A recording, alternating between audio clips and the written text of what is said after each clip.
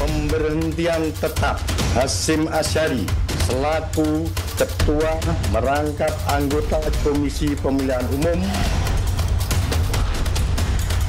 Alhamdulillah, dan saya mengucapkan terima kasih kepada DKPP yang telah membebaskan saya dari tugas-tugas biasa. Saya masih bersama mantan Menko Polhukam, Profesor Mahfud MD. Pak Mahfud mengatakan di podcastnya Pak Mahfud yang terus terang itu, bahwa soal ketua KPU yang diberhentikan dengan tidak hormat, bahwa yang memang berbuat amoral, terbukti melakukan pelecehan seksual, tapi kemudian semua harus bertanggung jawab secara moral.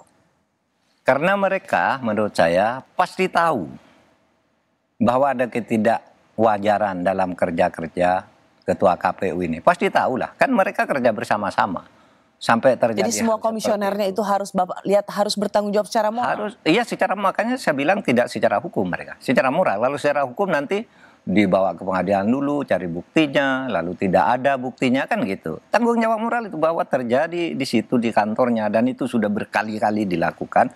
Menurut saya harus tanggung jawab secara moral. Dan ingat, itu bukan soal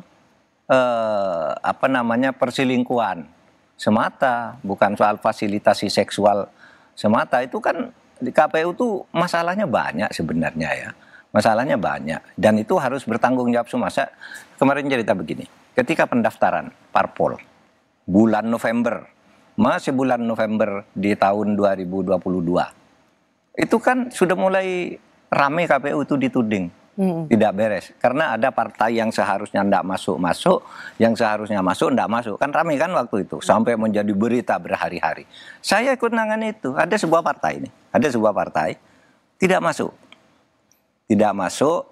tapi ada partai yang kondisinya sama masuk.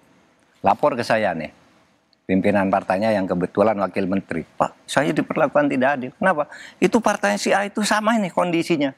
Saya telepon ke KPU, waktu itu Bernard, saya telepon dulu, sekretaris, sekjennya. Pak, ini kok begini?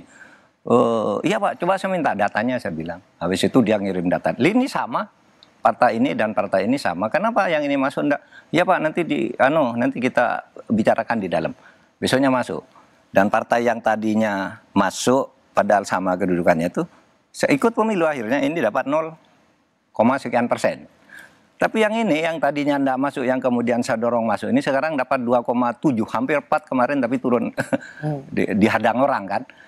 Nah maksud saya sejak dulu KPU itu sudah bermasalah. Ketika waktu itu saya bicara. Ini ulah ketua KPU yang memang sudah diberhentikan secara tidak hormat atau memang kolektif kolegial seluruh komisioner? Kolektif, karena ketika hal itu terjadi ya, yang menjawab itu kan bukan ketuanya, yang membela mati-matian bahwa itu tidak terjadi. Padahal dia yang diberitakan menelpon orang ke KPU ke daerah. KPU daerahnya bilang ini yang nelpon nih gitu. Tapi dia bilang enggak ada, itu hoax. Nah, berarti sejak awal ini sudah tidak beres pekerjaan KPU itu. Dimulai dari pada saat paling enggak November. Paling enggak November 2022 saya sudah telepon mereka, jangan main-main lah saya bilang. Ini pemerintah loh yang dikira nangani KPU ini, saya bilang. Waktu itu saya belum cawapres kan. Karena waktu itu Bapak Menko Polhukam jangan dikira pemerintah ikut ngatur-ngatur partai mana yang bisa masuk, partai mana yang tidak boleh masuk. Lalu saya bicara, padahal itu sebenarnya intensi komisionernya KPU. Iya. Lalu saya bicara langsung ke Hasyim. Pak Hasyim itu gimana tuh? Kok ada kasus? Iya Pak, katanya. Anak-anak tuh ada yang mau diatur orang luar aja katanya. Saya sudah beritahu jangan mau diatur oleh partai-partai gitu. Artinya dia ngakui itu secara implisit bahwa itu anak buahnya bermasalah. Nah masalah lain itu penghambur-hamburan dana. Iya kan? Yang disebutkan masa seorang komisioner mempunyai 3 mobil dinas. Yang 2 mobil dinas untuk komisioner. Yang 1 juga untuk komisioner tapi platnya merah. Ya ini plat khusus. Kan sama mobil dinas itu. Untuk apa? Untuk apa mobil dinas seperti itu? Kan gitu. Kan 1 aja cukup gitu. Kalau rusak pasti ada cadangannya, ada sekjen. Kan gitu kan? Yang ini namanya mobil dinas. Nah itu semua tuh menurut saya harus tanggung jawab. Cara bertanggung jawabnya itu jangan bilang, oh itu hoax, bahwa kami ikut itu hoax. Loh, dulu Hasyim juga bilang hoax. Ketika Hasyim dilaporkan, Hasyim bilang itu hoax, nah benar itu. Yang Ya kan? tentang perempuan emas. Perempuan emas, wah itu hoax. Yang ini juga, ini coba diadili dulu nanti hoax itu. Ternyata terbukti. Sama dengan pernyataan orang-orang KPU yang sekarang ini. Itu semua hoax, berita tentang kami kan gitu jawabannya. Ya dulu bilang hoax gitu. Ternyata terbukti. Sekarang Anda bilang hoax gitu.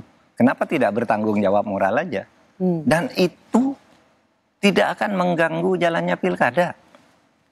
Pak Mahfud, ketika Bapak mengatakan semua komisioner KPU harusnya punya panggilan moral, merasa malu untuk mundur dari jabatannya.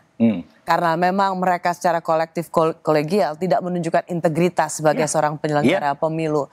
Pak Mahfud, ketua KPK yang jadi tersangka saja bisa dengan bebas main bulu tangkis, Pak. Nah itu soal moral juga kalau itu betul. Jadi ketika kita bicara soal ada panggilan moral, saya tahu bahwa ketika ketua KPK untuk pertama kalinya terjadi sejarah lembaga anti rusuh ini justru menjadi orang yang menyuap dan kemudian memeras. Sampai sekarang kasusnya tidak jelas kemana, masih bebas dengan main bulu tangkis dan kemudian seolah merasa bahwa tidak apa-apa. Publik melihat bahwa ya udah, memang tidak ada sesuatu yang harus disikapi secara serius tentang panggilan moral, tentang seorang ketua KPK yang jadi tersangka masih dengan bebas main bulu tangkis. Dua hal saya katakan itu. Satu, rusaknya hukum dan sengkarut politik di negeri ini karena orang itu sekarang tidak punya standar moral, hanya bisa main-mainkan aturan saja.